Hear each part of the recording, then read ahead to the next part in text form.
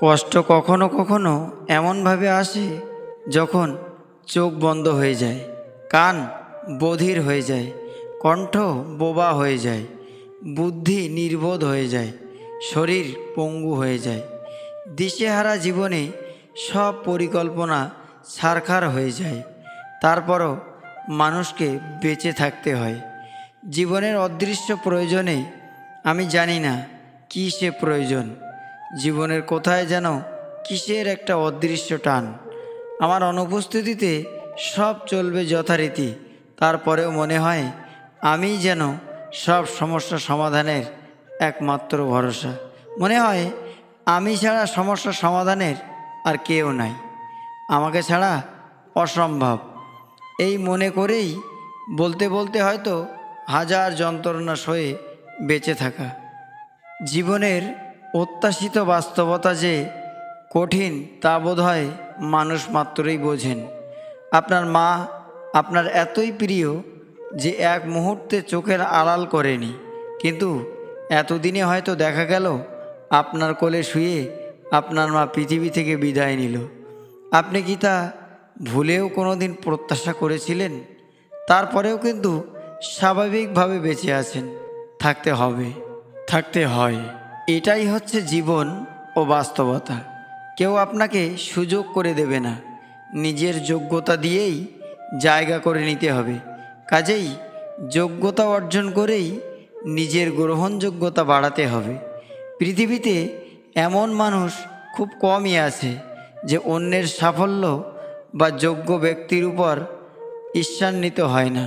কেননা সৃষ্টি জগতের 18,000 প্রাণীর ভেতরে মানুষ একমাত্র সবচেয়ে ঈর্ষান্বিতপরায়ণ ও শ্রেষ্ঠ জীব।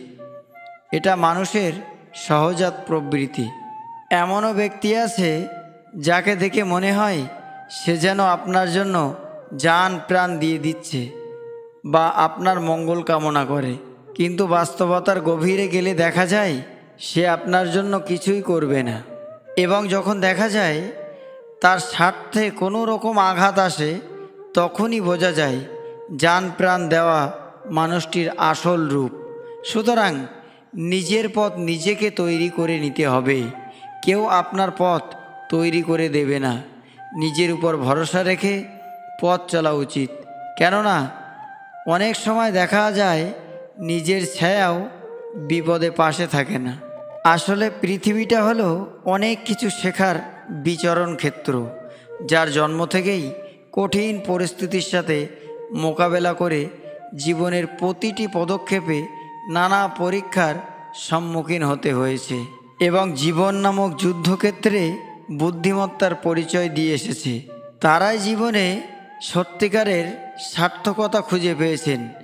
ব্যক্তি স্বার্থ চরিতার্থের জন্য মানুষ এমন কোনো হীন কাজ নেই যা সে করে না, যা কল্পনাকেও হার মানায়। তাই বলতে হয় মানুষ এমন এক প্রাণী যার দ্বারা সবই সম্ভব। মানুষ যেমন শ্রেষ্ঠ আশরাফুল মখলুকাত, ঠিক তেমনই প্রয়োজনে নরকের নিকৃষ্ট কীটে পরিণত হতেও সময় নেয় না। স্বপ্ন শব্দটি খুব সুন্দর অর্থবহুল একটি শব্দ, আর যে এই সুন্দর শব্দটি প্রয়োগ করতে পারে সে হলো মানুষ। মানুষই পারে স্বপ্ন দেখতে আর স্বপ্ন পূরণ করতে। আবার অনেক সময় মানুষ তার স্বপ্নের চেয়েও অনেক বড় কিছু করে ফেলতে পারে, যা কল্পনায় আনা যায় না। এরকম হাজারো উদাহরণ আছে যা বলে শেষ করা যাবে না। তাই আপনি যে অবস্থানেই থাকুন না কেন, আপনি স্বপ্ন দেখবেন। স্বপ্ন আপনাকে সামনে এগিয়ে নিতে অনুপ্রেরণা যোগাবে।